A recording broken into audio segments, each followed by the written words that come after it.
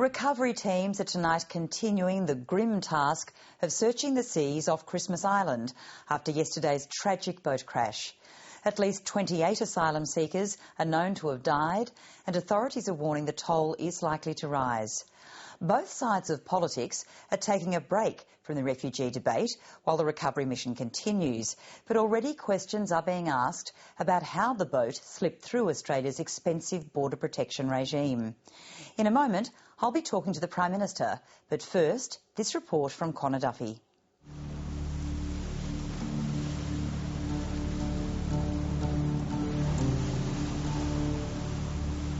The desperation and terror of the asylum seekers' fight for survival is disturbingly clear in these new pictures of yesterday's shipwreck. The deadly power of the huge waves made a rescue impossible, and even those on shore were in danger. We saw a truly horrific event, a terrible human tragedy on what is a very dangerous coastline at Christmas Island. And I know the nation is shocked by what we have seen.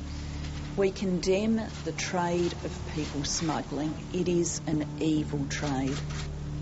There were no life jackets, or very few on the boat, and the people very bravely went to the edge of the cliff in bad weather conditions and dropped life jackets over to try and help the people in the water.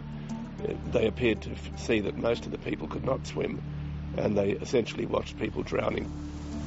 This tragedy is on an immense scale. This is about people who are so desperate and fear for their lives that they've risked their lives once again and lost them in the process. Today, rescuers again braved these dangerous seas as they attempted a recovery effort. So far, there are 42 survivors and 28 confirmed dead, all of them believed to be of Iraqi, Iranian and Kurdish descent. Of those 28 bodies, a number are young people and children. We do not know with any certainty how many people there were on the boat. So we've got to prepare ourselves for the likelihood that more bodies will be found and that there has been further loss of life than we know now. 2 female survivors were taken to Perth for treatment and more injured are on the way. Those who know Christmas Island say the dangerous reefs and massive swells at this time of year make a landing incredibly dangerous. The terrain on this small tropical island is very dangerous and inhospitable. Very little of it is a place where you could land. Most of it is coral reef and limestone, which is extremely sharp, and in fact so sharp that it would literally slice through someone. It's not the first time a boat has made it all the way to Christmas Island's shores without being tracked by customs, but even amidst the grief, there are demands to know how the boat went undetected. Tony Kevin is a former diplomat who wrote a book on the sinking of another boat carrying asylum seekers known as the Civ X, which claimed 353 lives in 2001. He believes the boat should have been detected long before it reached the shore. The system works initially by a long-distance radar interception, which can be several hundred kilometres out from Christmas Island. Even though these boats are wooden boats, they have metal motors, and they can be tracked by the Jindalee operational radar network, JORN. So the system would have had plenty of time to decide what assets to deploy and when to deploy them in order to pick up the boat safely. In theory, you should be able to find a large number of boats on an ocean, but in reality, the area we're looking at is vast. The systems we're using are some of the best in the world, but they all have limitations. It means occasionally in certain circumstances they won't pick up a target, and the target itself is only a 16-metre wooden fishing vessel.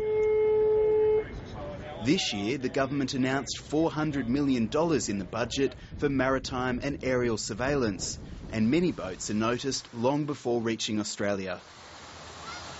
Refugee lawyer David Manne has been a regular visitor to Christmas Island and says there should be a rigorous inquiry into how the boat got so close. When I've been there before, I've regularly seen the Navy patrolling up and down several hundred metres out from the coastline, almost like cops on the beat. So certainly there has been a very clear and concrete presence. When the seas get up, all forms of detection operate less effectively than normal. The detection of the boat and the timeliness of the rescue will now be examined by the West Australian Coroner and the Australian Federal Police. More surprisingly, though, the Prime Minister offered to set up a parliamentary working group, including the Greens, Independents and Opposition, that would be briefed directly by organisations like Customs and the Navy.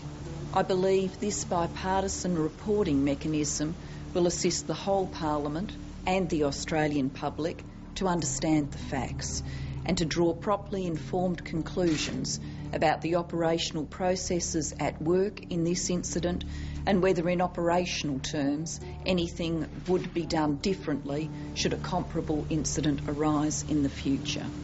Late today, the opposition knocked back that offer.